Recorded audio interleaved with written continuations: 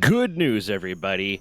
Doug Bowser has announced his retirement from Nintendo effective December 31st. So, last day of the year, he is retiring from Nintendo of America and he is handing off the CEO title to Devin Pritchard. This is gotta be in light of some of the stuff that's been going on. I gotta imagine this is in light of some of the stuff that's going on. Doug Bowser has been an incredibly controversial figure when it comes to Nintendo, with a lot of things he's said or done that have rubbed people the wrong way. And what's going on with Nintendo right now, I think they need as much good publicity as they possibly can, because they are just consistently shitting the bed when it comes to public relations. The fact that he has the CEO title in general just has got to be nominative determinism. It has to be the fact that Nintendo is like, this guy's name is Bowser, let's fucking go. Let's give him the job. Is he qualified? No, but let's give him the job.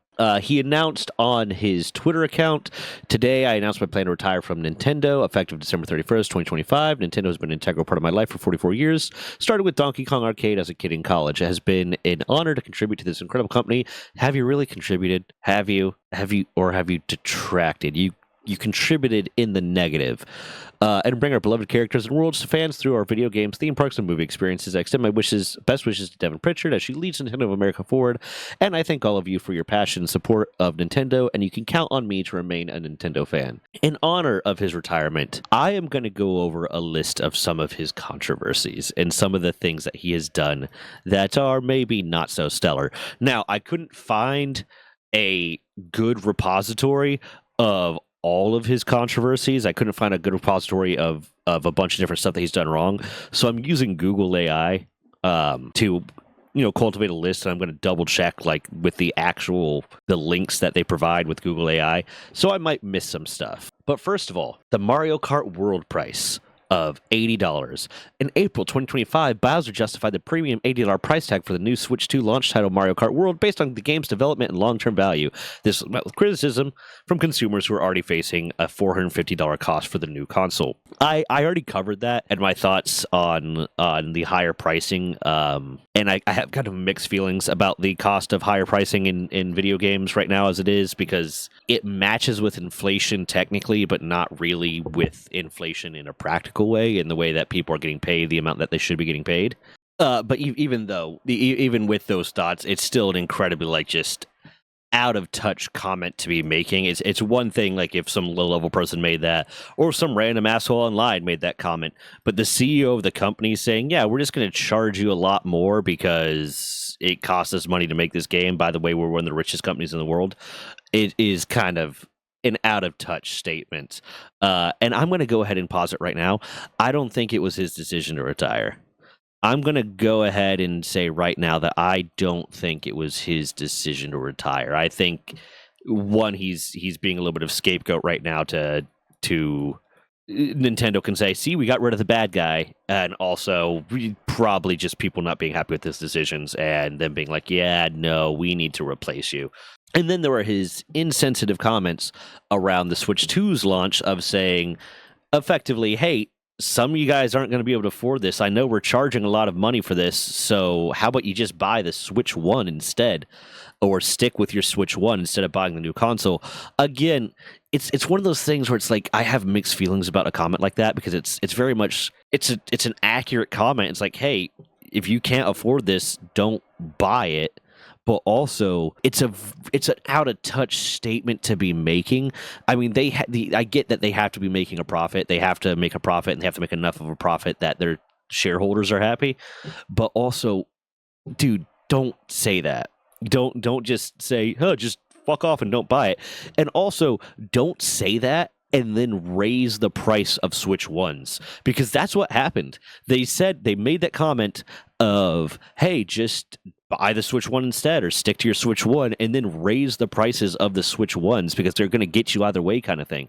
So it's a stupid fucking statement to make, Doug. Allegations of outsourcing and poor labor practices. In September 2025, reports surfaced that Nintendo of America was outsourcing customer support, resulting in hundreds of contractors losing their jobs just before the Switch 2's holiday launch. This decision was met with accusations of corporate betrayal by some long-term contract employees.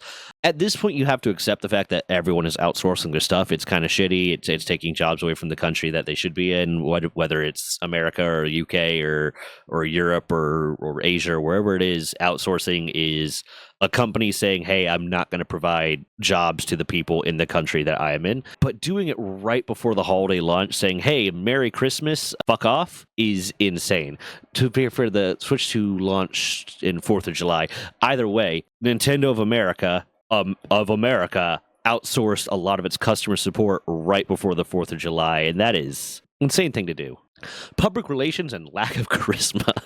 I love that Google AI is just roasting him for being socially inept, and it's true. He's incredibly socially inept. Some of these statements that he is making to the public are really out of touch, brain dead statements to be making to your customer base. Before his retirement announcement, Bowser mostly appeared in public to handle damage control rather than interact with the community. Welcome toward controversy. In 2025, some fans criticized Bowser's legacy by contrasting the Wii's bundled Wii Sports game, championed by Fils-Aimé, with the controversial decision to charge for a Welcome Tour app on the Switch 2.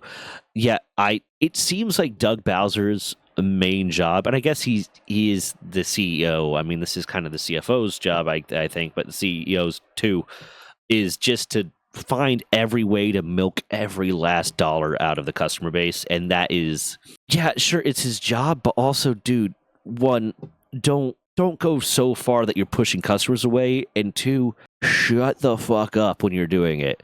Like, don't do it and then talk about how great of a decision it is and how it's perfectly okay. Raise the prices a little bit and then shut the fuck up if that's what you're going to do. But also, don't raise the prices just to get an extra dollar out, because all you're doing is losing customers. More and more people are stepping away from Nintendo because of these stupid decisions that you're making. Corporate versus consumer priorities. Some of the controversy surrounding Bowser stems from perception that his prioritizes corporate interest over the wants of hardcore fans, for example, justifying higher prices based on variable pricing, and downplaying fan frustrations with the Switch 2 costs were viewed by some as an abdication of his role as a consumer-facing representative. It's his job. I'm not going to give him too much crap for prioritizing corporate, because he is the chief executive officer of Nintendo of America. So his job is to prioritize corporate. That is, he has a fiduciary responsibility to his shareholders. But again, I'm going to repeat it. Shut the fuck up while you're doing it. Like, he's doing all of this to empower the company and to make the company better. And there is a level too of, you have to keep your customers happy or you're not going to have customers anymore. And he doesn't seem to understand that. Now, I think a lot of what they're relying on, I think what Nintendo in general is relying on, is the hardcore fans, the fans that will go on a rant in my comments about how Power World is just copying Pokemon and Nintendo did nothing wrong and they have every right to sue people for patents that they didn't have until after the games came out, and this is just they're just making really smart decisions. Because I've heard people say that, yeah, Nintendo's just being really smart. No, they're being shady as hell. That's not smart. That's shady. That's abusive. That's fuck you. So I think that's a lot of what they're relying on, is the hardcore fans. But he doesn't. It's the level. It's that social ineptitude while he's doing it. It's that level of looking out for the corporate interests and then actively telling his fan base to eat a bag of dicks while doing it. That is, yeah, no, I don't think he chose to retire. I think he was forced to retire. That's where I'm putting my money on. But yeah, no, I saw that my editor messaged me that the Twitter post that he's retiring, and it's like, I got to record something on this. So I figured I would go over some of his controversies. And since there's no good list for it out there that I was able to find, Google AI's list. But yeah, that's that. I know, stupid shitty video. It's going to be an extra for today. There's going to be a normal video for the day too. I just wanted to talk about this. But if you made it this far, please leave a like, leave a comment, hype the video if you have the option to.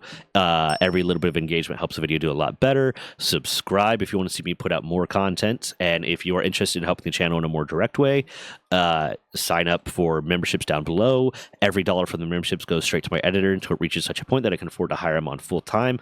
And I'm going to go ahead and ask the question here. Leave in the comments, would people prefer me to have a Patreon over a membership on YouTube? because the membership on YouTube applies more direct benefits to YouTube, but Patreon allows me a little bit more control over pricing. A bigger percentage of it goes to me and therefore goes to my editor, and allows some extra stuff that YouTube doesn't. So, what would people prefer, like YouTube or YouTube memberships or Patreon? I don't know. It feels like a weird thing to do either way. And if it weren't for the fact that I'm trying to pay my editor more, I probably wouldn't do it. But anyways, bye.